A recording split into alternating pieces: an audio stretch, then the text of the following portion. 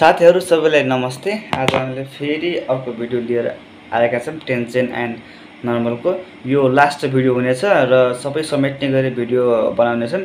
सबैले अन्तिमसम्म हेरेर साथ दिनु होला र यति परेपछि हजुरको टेन्जेन्ट एन्ड नर्मलदेखि अरु पढ्न पर्दैन भन्ने आशा गरेको छु। यहाँबाट सबै फस्ने सम्भावना छ साथीहरु। अनि अर्को क्वेशन के रहेको छ भने अब define and deduce the expression for the polar subtangent and polar subnormal at point P r, theta of a curve r by theta भन्ने यो क्वेशन सोध्न सक्छ साथीहरु। यसको लागि एउटा यो फिगर बनाउनु पर्ला। फिगर बनाएपछि हेर्न सक्नुहुन्छ यो भनेको एउटा प्वाइन्ट हो। यहाँ एउटा कर्भ छ हैन। कर्भमा एउटा प्वाइन्ट इन्टरसेक्ट भएपछि यो भनेको टेन्जेन्ट भयो, यो भनेको नर्मल भयो। टेन्जेन्टले काटेपछि एउटा प्वाइन्टमा यसलाई नर्मलले खिचिन्छ अनि यो र यो अनि यो र यो पोलर सब नर्मल यान हो अनि ओ र टी भनेको पोलर सब टेन्जेन्ट हुन्छ। अनि यहाँ डेफिनेसन छ, यसो हेर्नुहोस्, राम्रोसँग हेर्नुहोस्, यही लेख्दा पनि हुन्छ हैन। के भन्छ let the tangent and normal at any point P r, theta हैन on the curve r equal to f theta भनेको यो कर्भ हो हैन। Be PT and PN respectively, यो भनेको पीटी र पीएन रेस्पेक्टिभली, यो भनेको पीटी भनेको टेन्जेन्ट, यो पीएन भनेको नर्मल हैन। Let PT and PN are the tangent, यो PT and PN are the tangent and normal to the curve, यो कर्भमा छन् भने अनि मिड भ्यालुसमा गरे लास्टमा गर्दाखेरि हुन्छ, थाहा छ हजुरलाई हैन। अनि यसको फेरि यहाँ के भनेको छ भने अर्को क्वेशन यो एउटा कर्भ दिएको छ अनि इन्टरसेप्ट भनेको छ अनि चाहिँ कन्स्ट्यान्ट लेन्थ निकाल्ने भनेको छ। हेर्न सक्नुहुन्छ साथीहरु एउटा कर्भ हुन्छ हैन। कर्भको इक्वेसन दिएको छ, पहिला गरे जस्तै हामीले डिफरेन्शिएट गर्ने, डिफरेन्शिएट स्लोप आउँछ। स्लोप आएपछि अब इक्वेसन निकाल्ने। हेर्न सक्नुहुन्छ इक्वेसन निकालिसकेपछि यहाँ यो भनेको स्मललाइज गर्छ भने देखाउने अनि लास्टमा इन्टरसेप्ट निकाल्ने। इन्टरसेप्ट भनेपछि यो र यो आउँछ हैन। इन्टरसेप्ट भनेको त तलका x अपन यो इन्टरसेप्ट अनि y अपन यो पनि y को इन्टरसेप्ट भयो। अनि इन्टरसेप्ट आएपछि यसलाई डिस्टेन्सको फर्मुला लगाउने अनि यहाँबाट कन्स्ट्यान्ट a आउँछ साथीहरु, हेर्न सक्नुहुन्छ हैन। अनि अर्को के पनि सोध्छ भने define the length of perpendicular from the pole on the tangent to the curve, यो पनि धेरै पटक सोधेको छ। राम्रोसँग हेर्नु होला, बुझ्नुहुन्छ होला हैन। खासै बुझ्नु पर्दैन, अगाडि बुझिसकेको हो, त्यस्तै हो यो हैन। अर्को इम्पोर्टेन्ट के छ भनेपछि यतापट्टि एउटा इम्पोर्टेन्ट छ, यो पनि इम्पोर्टेन्ट छ साथीहरु। लगभग एक दुई पटक चाहिँ यो पनि सोधिसकेको छ, राम्रोसँग हेर्नु होला हैन। हेर्नुहोस्, find the angle of intersection of the curves r is equal to a sin 2 theta and r a cos 2 theta भनेको छ। दुईवटा यिनी कर्भ दिएको छ हैन। यो कर्भ दिएपछि for the point of intersection point निकाल्ने बेला यसको मान्ने यहाँबाट 10 sin 2 theta पनि cos 2 theta 10 2 theta भयो, 1 भयो। अनि 10 2 theta भनेपछि 1 अपन यहाँ 2 राख्दिने, यसको 2 हैन। अनि 10 थीटा हुन्छ 1 अपन 2 राख्ने, यहाँ त के नभए पनि 1 हुन्छ हैन। अनि चाहिँ 10 पाइ भनेको 1045 हो, 1045 भनेको 1 हो हैन। अनि 4 2 जा 8 भयो, पाइ बाइ 8 भयो। अनि थीटाको मान पाइ बाइ 8 भयो। अर्को मान्ने r equal to a sin 2 theta मान्ने यसलाई हैन। यसलाई मानेपछि थीटाको मान यसमा राख्दिने, यसमा राख्दाखेरि r को मान 1 अपन यो √2 आयो हैन। द पोइन्ट इन्टरसेक्सन कति भयो a by √2 and pi by 8 आयो। यदि आइसकेपछि अब अर्को मान्ने for r equal to a sin 2 theta मान्ने हैन। यो मानेपछि अब यसमा टेकिङ लग राख्ने हैन, लग r अनि लग a प्लस अनि लग sin 2a हैन। लग यो छुट्टै भयो, यो छुट्टै भयो, छुट्टै ल्याएर प्लस गरेको छ हैन। यसलाई डिफरेन्शिएट गरेपछि 1 upon r dr by d theta हुन्छ हैन। यताको यो एकको ठाउँमा यसलाई कन्स्ट्यान्ट गरेर 0 भयो अनि यता फेरि गरेर यो आयो हैन। हजुरलाई डेरिभेसन त आउँछ होला हैन। लग sin 2 थीटा को लग एक्स को 1/x हुन्छ, लग लग यो एक्स भयो, 1/x 1/sin 2θ भयो। अनि sin 2θ के हुन्छ डेरिभेसन cos 2θ, अनि फेरि 2θ कति हुन्छ डेरिभेसन 2 हुन्छ। यसलाई चेनबाट गरेको छ। यो चाहिँ हजुरले बुझ्नु भएन भने कमेन्ट गर्नु ल, म फेरि बुझाइदिनेछु। 1/r डिभाइड बाइ dθ भयो, अनि 2 cos 2θ अनि sin 2θ भयो यहाँ हैन। अनि r dθ/dr equal to 1/tan 2θ भयो। यहाँ कस्तो भयो फेरि तपाईले बुझ्नु भएन फेरि यहाँ हेर्नुस् साथीहरु, dr/dθ भनेको छ। यसको त हामीलाई यति यहाँ tan θ को मान राख्ने हो यसमा त, त्यसको लागि त r इन्टु dθ/dr भयो। यसलाई माथि लगाएको छ, यो sin 2θ पनि cos 2θ कति हुन्छ tan 2θ, अनि त्यो 2 तल आउने बेला 1/2 tan 2θ भयो। अनि अल्सो वी नो, अनि हामीलाई tan phi को मान r इन्टु dθ/dr त यहाँ आइसकेको छ हैन। अब यो मान ठ्याक्क यसमा राख्दिने, यो मान यसमा राखिसकेपछि 8π/8 θ इक्वल टु π/8 राख्ने, अनि θ इक्वल टु π/8 राख्नुलाई 2 4 जा 8 हुन्छ हैन। अनि यो राखिसकेपछि 1/2 आन्सर आउँछ हैन। π/4 भनेको 1 हो तपाईलाई थाहै छ हैन। अनि for r equal to s a cos 2θ, अब यो तलको मानेको छ हैन। अब सेम त्यस्तै प्रक्रिया गर्ने, यहाँ प्रक्रिया गर्ने, यहाँबाट पनि phi2 निकाल्ने। जस्तै यहाँ tan phi निकालेको छ, यहाँ tan phi2 आउँछ हैन। राम्रोसँग हेर्नु होला, फोटो नभए स्क्रिनशट क्लिक गर्नु होला साथीहरु हैन। अब यो भइसकेपछि triangle of intersection two curves त्यो a and 2 मानेर 10 यो यसको फर्मुला के हुन्छ tan phi1 minus tan phi2 1 plus tan phi1 into tan phi2 यसको फर्मुला हो एंगल अफ इंटरसेक्शन निकाल्ने हैन। tan इन्भर्स इक्वल टु यो यसको आन्सर 1/2 आयो प्लस 1/2 यहाँ फेरि हेर्नुस् साथीहरु माइनस छ, माइनस माइनस कति हुन्छ प्लस हुन्छ। एबार प्लस आयो अनि 1 माइनस 10 into tan phi 1/4 हुन्छ। अनि यो tan इन्भर्स 4/3 आन्सर आयो साथीहरु।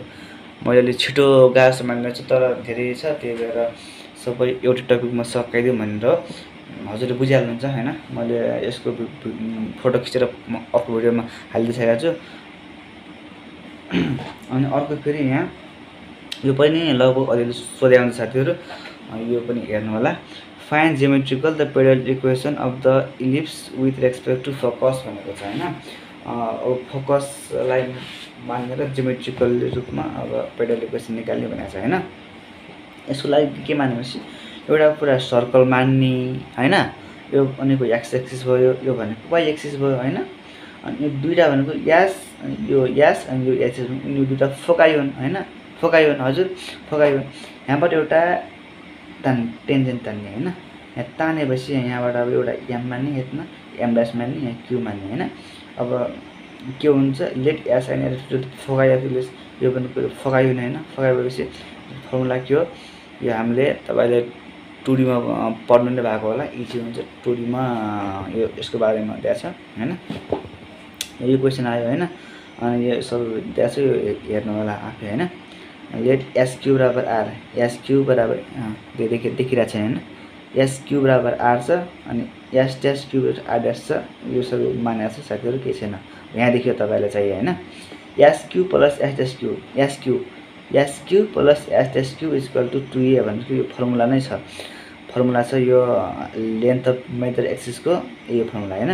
अनि यो बराबर यो बराबर यो हुन्छ, यहाँ दिएको छ हैन। अनि sm into s dash m dash, sm into s dash m dash भनेको कति हुन्छ p into p dash equal to b square हुन्छ। के भएको कारण सेम मेजर एक्सिस कारणले यो दिन्छ हैन। अनि हामीलाई यो र यो ट्रायंगल त हामीलाई सिमिलर छ, सिमिलर देखाउने हैन। सिमिलर देखाएपछि अब sq upon sm, s dash q upon s dash m dash गर्ने हैन।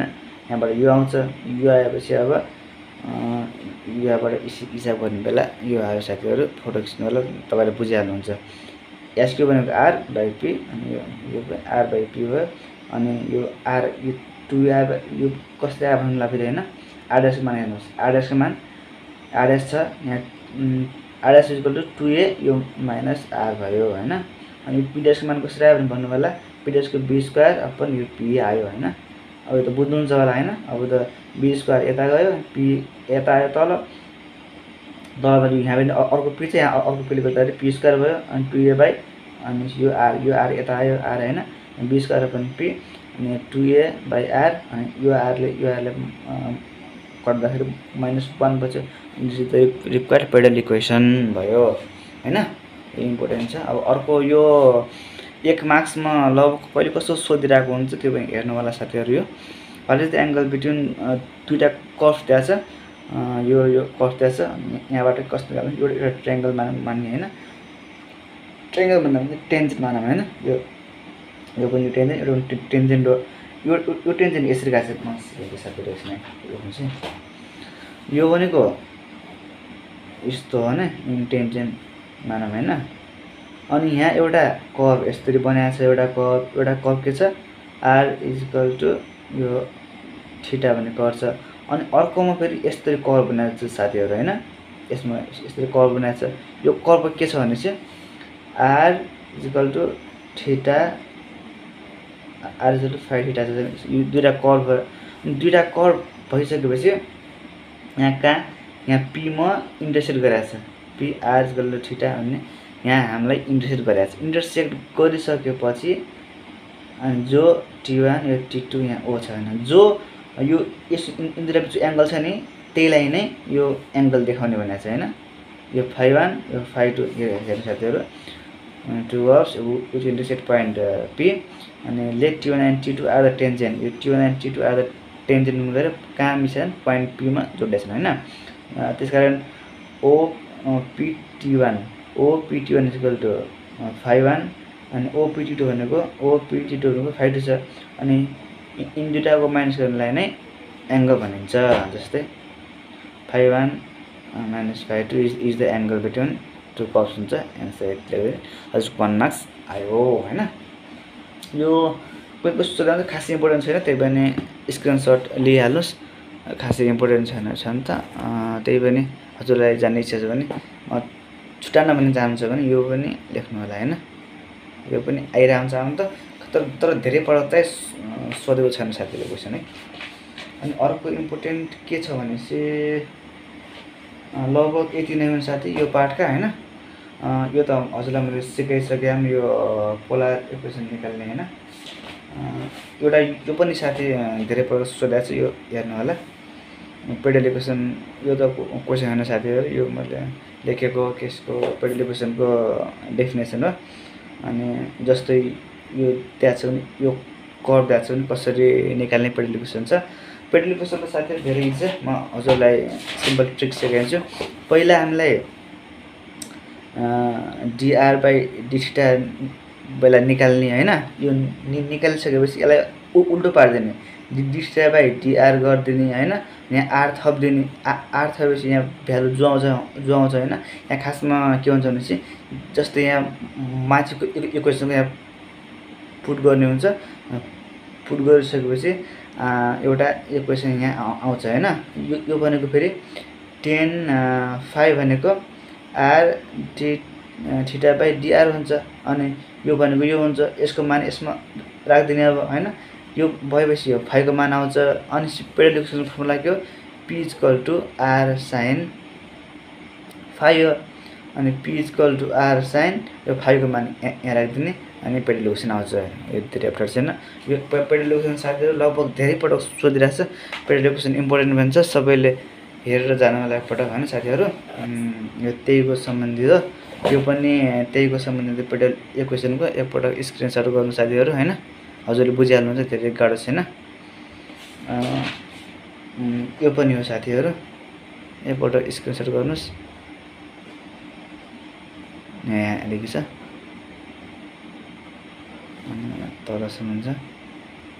ल साथीहरु टेन्जेन्ट एन्ड नर्मल यति नै हो। मैले फेरि अब भोलि सेकेन्ड च्याप्टर हाल्ने छु। सबैले अन्तिमसम्म हेरेर साथ दिनु होला।